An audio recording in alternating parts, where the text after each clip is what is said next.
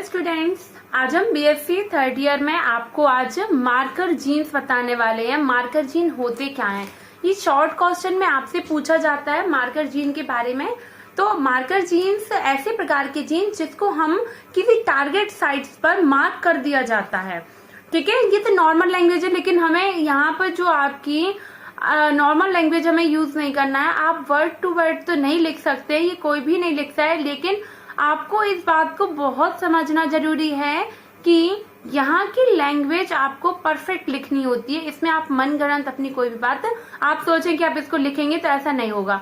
तो आपके लिए मार्कर जीन्स में एक अच्छा चयन योग्य मार्कर जीन वह होता है जो औषधि प्रतिजैविक के प्रति प्रतिरोध उत्पन्न करता है अथवा अन्य एजेंट जो सामान्य पादप कोशिकाओं की वृद्धि रोक देता है। चयनकारी एजेंट द्वारा पादप कोशिका की वृद्धि संदमित कर देता है, मतलब किसी भी चीज की वृद्धि को रोक देता है। ठीक है, तो जैसा कि मैं बता रही हूँ, ऐच्छिक जीन को लक्षित जीव के निकास करना एक महत्वपूर्ण चयन है। मतलब हम पहले किसी चीज को मार्क करने के लिए उसको ऐच्छिक जीन को लक्षित कर लेते हैं, टारगेट ऑर्गेनिज्म कहते हैं जिसको। में निकास करना एक महत्वपूर्ण चरण है।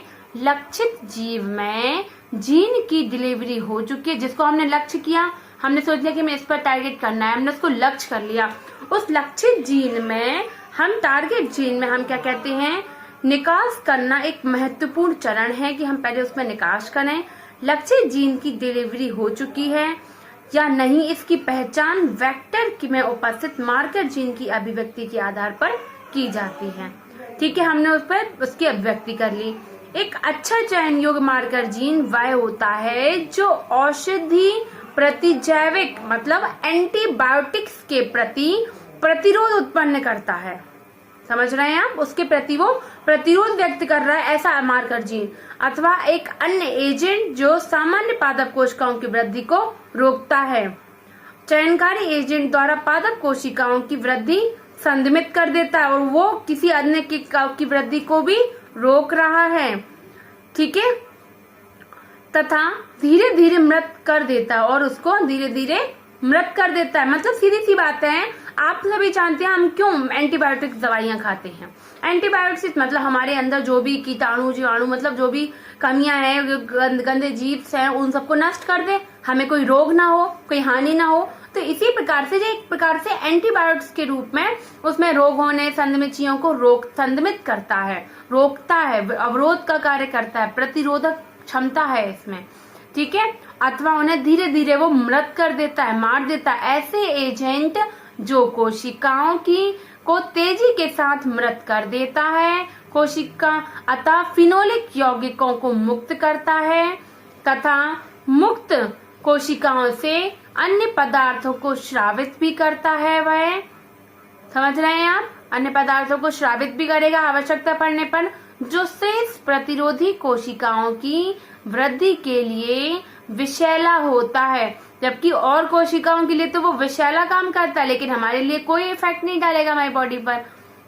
रूपांतरित कोशिकाओं के चयन के लिए अनेक मार्कर्स को प्रयोग में लाया जाता है। इसमें 3 मार्कर जीन्स को अधिकतम प्रयोग में लाया जाता है। ठीक है, जो प्रतिजैविकों को प्रतिरोध प्रदान करते हैं, उनको प्रतिरोध प्रदान करते हैं। पहला कैनामाइसिन, दूसरा हाइग्रोमाइसिन, तीसरा मीथोट्रेक्सेट। ठीक है, कैनामाइसिन क्या है, जो यूकैरियोट्स के लिए प्रभावी वृद्धि संदमक का कार्य करते हैं, वो कैनामाइसिन कहलाते हैं। ठीक है, हाइग्रोमाइसिन क्या है, तो इस प्रकार से मीथोट्रेक्सेट रूपांतरित तंत्र ऊतक अंग को प्रतिजैविक कैनामाइसिन युक्त पुनर्जनन मीडियम पर रखा जाता है। देखिए, शॉर्ट क्वेश्चन के लिए मैं जितनी थ्योरी बता रही हूँ उसमें से आप धीरे धीरे इनको नोट्स करते आइए। अपना खुद का एक इसमें से लिमिटेड आप आंसर चुनकर आप अपना लिमिटेड आंसर तैयार कर सकते हैं। ठीक है, तथा रूपांतरित पौधों को सीधा प्राप्त कर लिया जाता है। पुनर्जनन द्वारा मीडियम पर रखा जाता है और जो रूपांतरित प्लांट था उसको सीधे प्राप्त कर लिया जाता है। ठीक है, कोशिकाएं जो रूपांतरित नहीं होती हैं कैनामाइसिन के प्रभाव से मृत हो जाती हैं। कैनामाइसिन के प्रभाव से क्या होती हैं? ये मृत हो जाती हैं कोशिकाएं।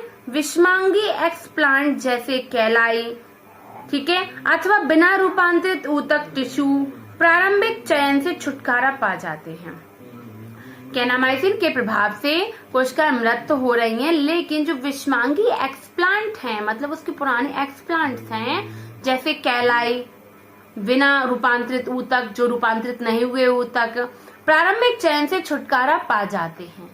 ठीक है, इसके अतिरिक्त लीफ डिस्क किनारों में पुनर्जनन प्रदर्शित करते हैं वयांगे, अतः अच्छा विकल्प कहलाती हैं।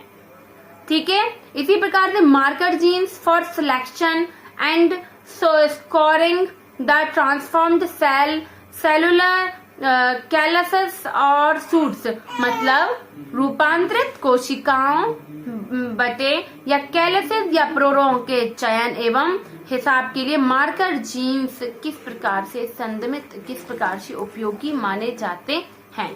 तो थोड़ा सा ये और सुन लीजिए। एक्सप्लांट को एग्रोबैक्टीरियम द्वारा संरोपित करके एच जीन को ले जाने वाला वेक्टर होता है।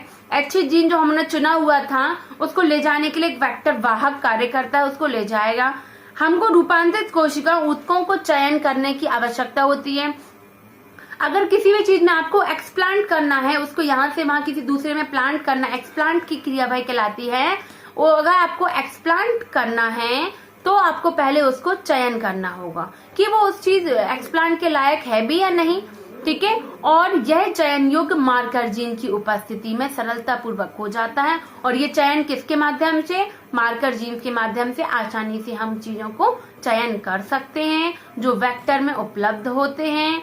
चयन योग्य मार्कर जीन रूपांतरित कोशिकाओं को ऐसे मीडियम में जीवित रहने योग्य बनाते हैं जिसमें विषैले स्तर के प्रतिजैविक अथवा अपतरणनाशी मिले होते हैं। तंबाकू का उपयोग रूपांतरण तंत्र के मॉडल अथवा की भांति किया जाता है, जिसमें एक्सप्लांट जैसे लीफ डिस्कों को पुनर्जनन मीडियम पर रखा जाता है जिसमें कैनामाइसिन प्रतिजैविक मिला होता है तथा रूपांतरित प्ररोहों को सीधे प्राप्त किया जा सकता है। जो रूपांतरित प्ररोह थे उनको डायरेक्ट हम प्राप्त कर सकते हैं।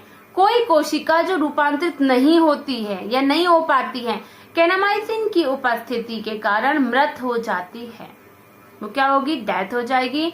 कुछ में पुनर्जनन प्राप्त करने के बाद भी चयन किया जाता है क्योंकि प्रतिजैविकों के प्रति अपस्थानिक जड़ें सहनशील होती हैं।